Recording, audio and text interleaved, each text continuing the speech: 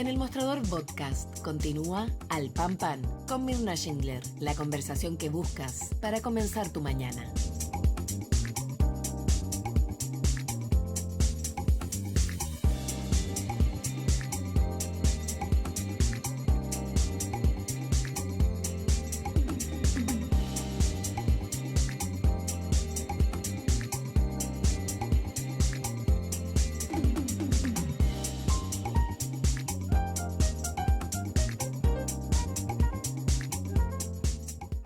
Ya estamos de regreso y vamos a conversar entonces con uno de los autores de este libro, Imaginar el futuro, la izquierda de una nueva época, donde también junto a Manuel Antonio Garretón y por supuesto nuestro siguiente entrevistado, coordinan una serie de escritos y de ensayos sobre el futuro de la izquierda. Estamos entonces con Eugenio Rivera, economista y director ejecutivo de la Fundación La Casa Común. ¿Cómo estás, Eugenio? Un gusto tenerte con nosotros esta mañana. Muy bien, muchas gracias, buenos días y gracias por la invitación. Quiero pedirte, Eugenio, que a propósito del libro, déjame conectarlo con algo que es muy importante, porque ustedes un poco tratan de analizar en este libro, bueno, hacia dónde va la izquierda, ¿no? Y en Chile tenemos, uno podría decir, no sé, si dos izquierdas o más, pero al menos dos visibles que son parte de las coaliciones de gobierno. El socialismo democrático por un lado, la izquierda agrupada en Apruebo Dignidad. Pero incluso en esa izquierda agrupada en Apruebo Dignidad hay diferencias. Frente Amplio, Partido Comunista, y qué mejor ejemplo que lo que ha pasado en Venezuela. Quiero conectarlo porque esa situación de Venezuela es la que pone en cuestionamiento, bueno, ¿qué es la izquierda hoy día? ¿Cómo debe la izquierda, ¿no es cierto?, pronunciarse frente a temas tan relevantes como lo que pasa fuera de nuestros límites y particularmente en una crisis tan profunda como la que se vive en Venezuela? Esa es la reflexión que te quiero invitar a hacer. Ajá.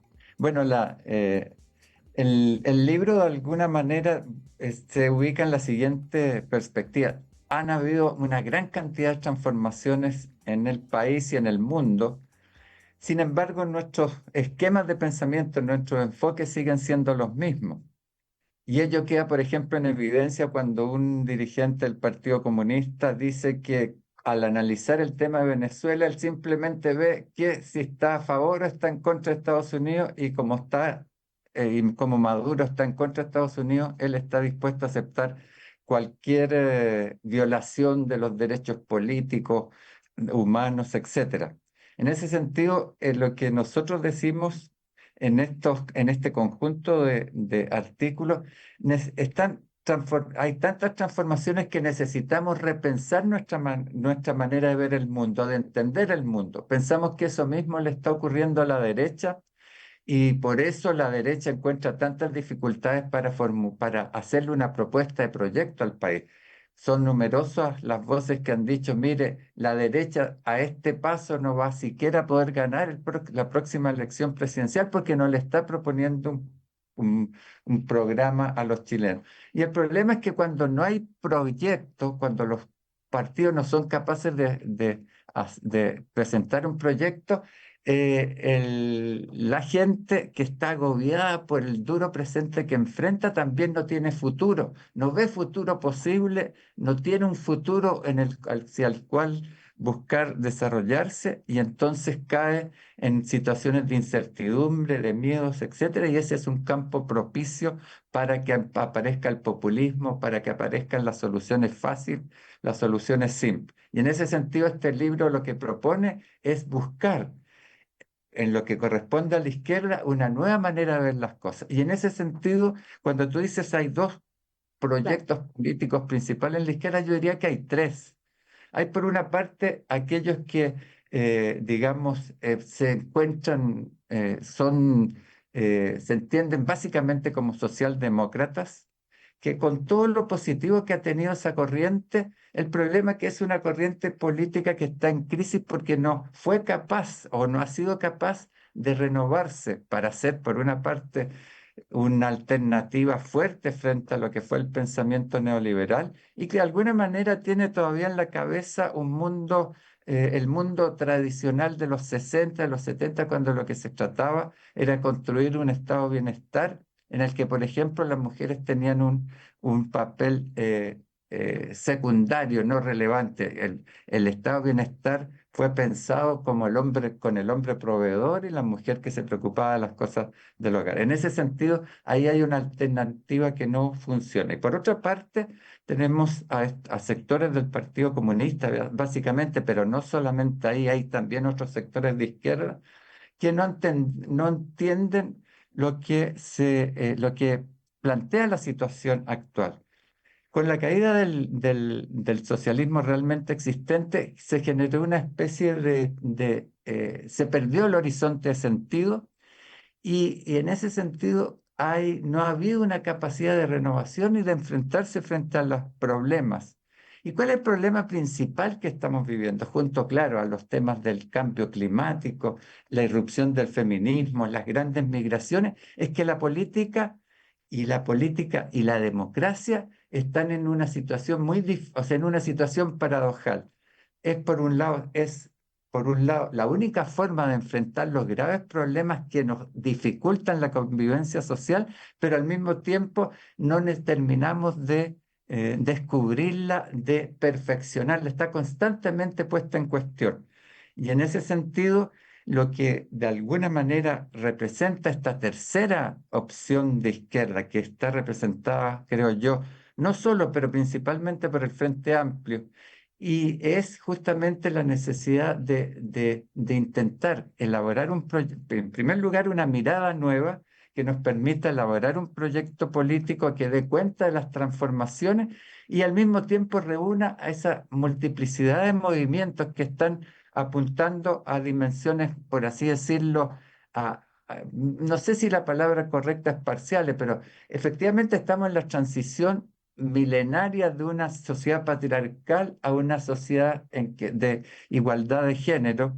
Estamos enfrentando problemas muy graves en materia medioambiental, la crisis, los problemas de la diversidad, de la contaminación, del cambio climático. Estamos enfrentando migraciones que de alguna manera ponen en cuestión el carácter nacional de los derechos fundamentales, de los derechos económicos sociales. En fin, y esas diferentes corrientes de alguna manera son la semilla de un proyecto futuro, pero que no terminan de lograr dialogar y de ir construyendo una mirada común, como quedó en evidencia en el primer proceso constituyente. Yo diría que ese es el aporte fundamental que busca hacer el Frente Amplio y este libro quiere alimentar esa perspectiva. Correcto.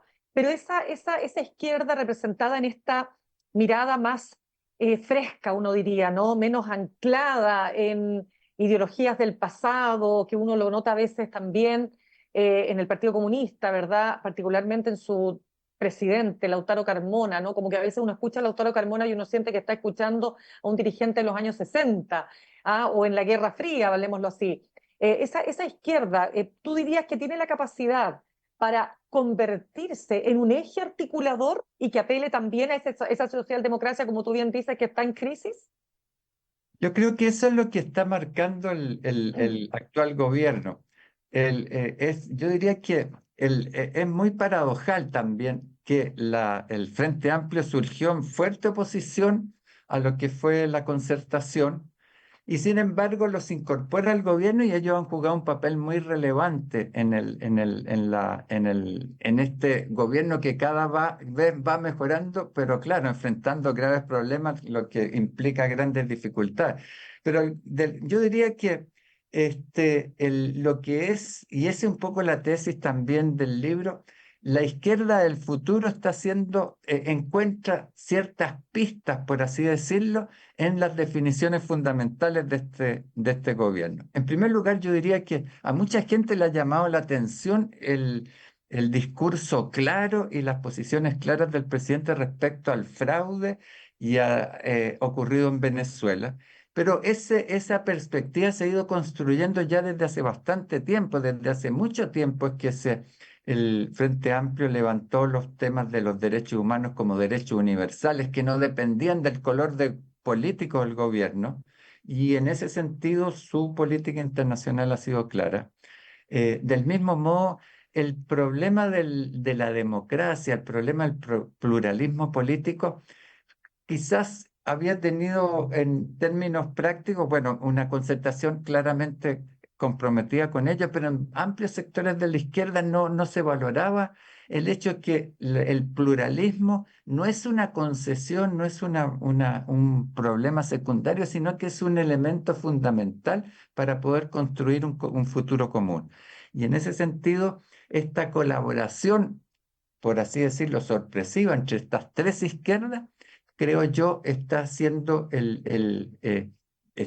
como la semilla ya bastante desarrollada de lo que va a ser la izquierda al futuro, una izquierda pluralista, una izquierda que piensa el medio ambiente, que valora como problema central el tema del feminismo, etcétera. Ya, ¿y cómo logramos que esa izquierda que se hace parte, ¿no?, de estos cambios tan relevantes que vive la humanidad, partiendo por el cambio climático, como dices tú, pero por supuesto, cada vez, ojalá, ¿no?, acercándonos más a una sociedad menos patriarcal, más igualitaria?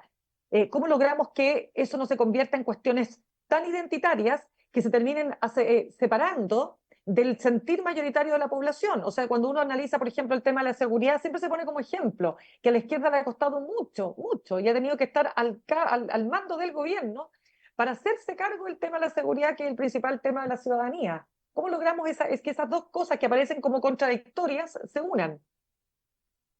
Bueno, yo diría que justamente ese es un tema bastante interesante para analizar cómo ha evolucionado esta izquierda. Efectivamente, el tema de la seguridad se veía principalmente como un problema de injusticia social, por así decirlo.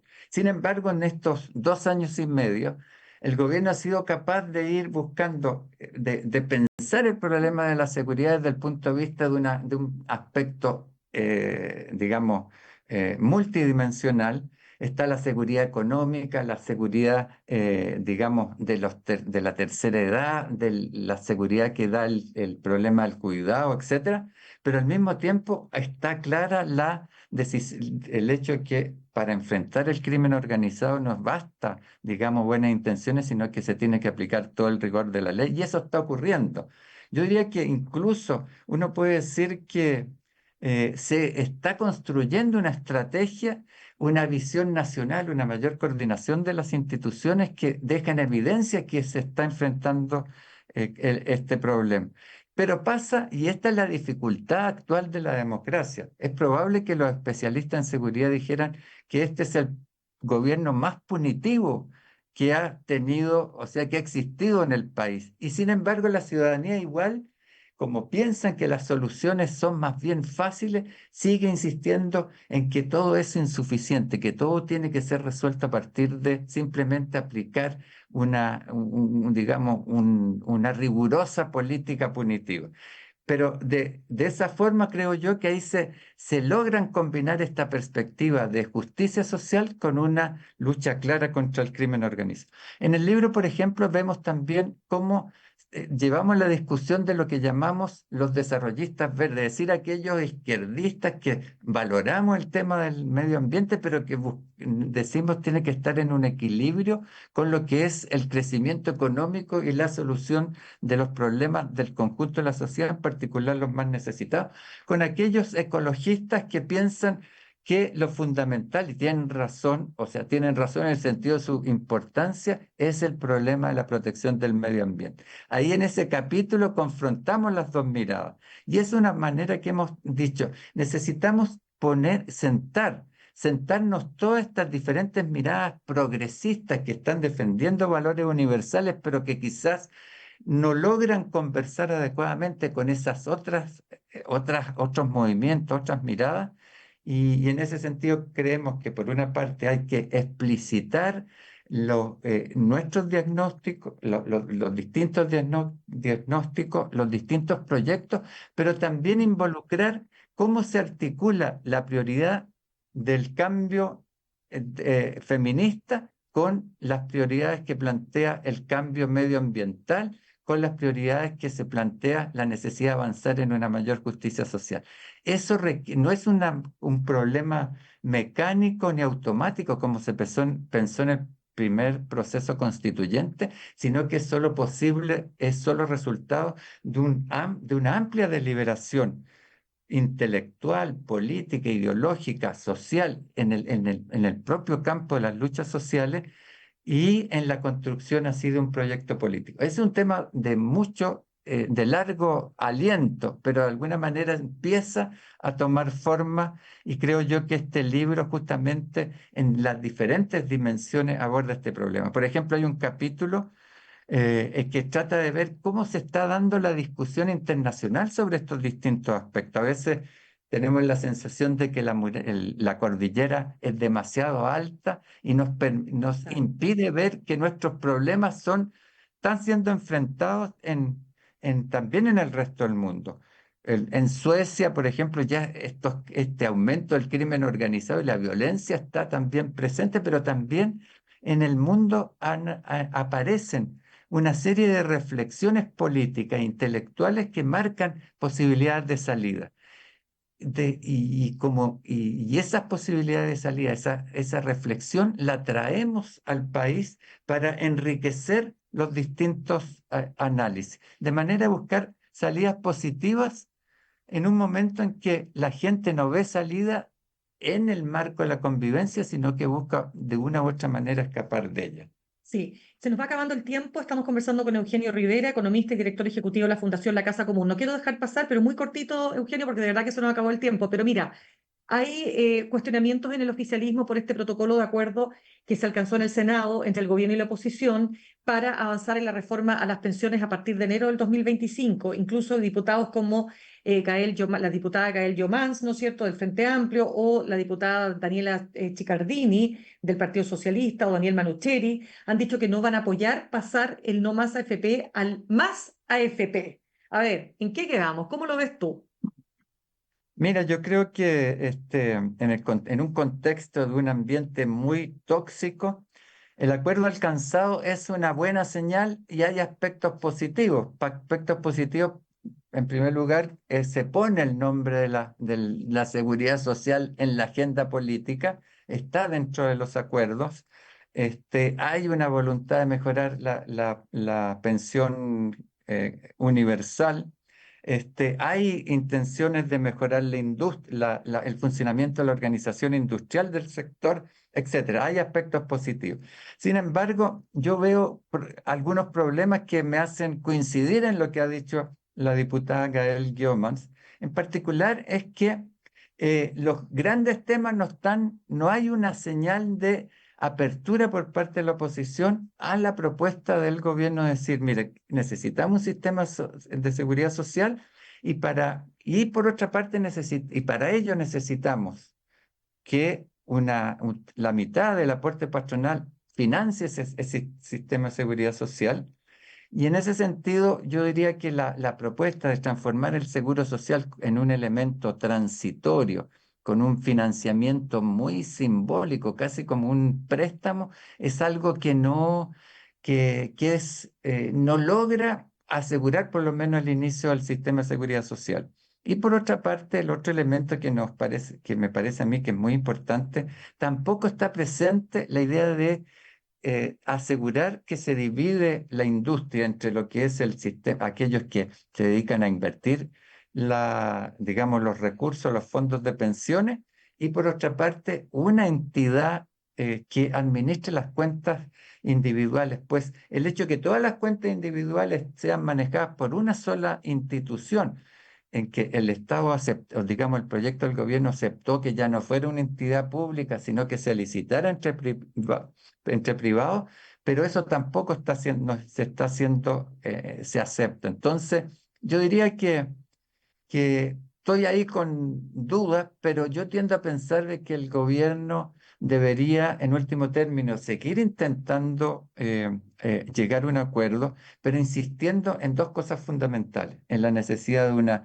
distribución permanente, en una distribución del aporte patronal y la construcción de una entidad, digamos, permanente, un sistema de seguridad social permanente, que eso me parece una condición para abordar las otras cosas. Yo valoro mucho el hecho de que la discusión ha llevado a abordar el tema en su conjunto, porque efectivamente un sistema previsional involucra muchas cosas, pero creo que debería insistir en lo que son las cosas básicas, la separación de la industria y la distribución del aporte patronal. Eso permitiría lograr empezar a construir lo que existe en todos los países del mundo, que es un sistema de seguridad social que es complementado por un sistema de capitalización individual. Eso es lo que es digamos, la vanguardia. Nosotros, digamos, estaríamos construyendo un sistema de seguridad social como complemento, pero creo yo que ni Perfecto. siquiera eso se logra adecuadamente. Correcto.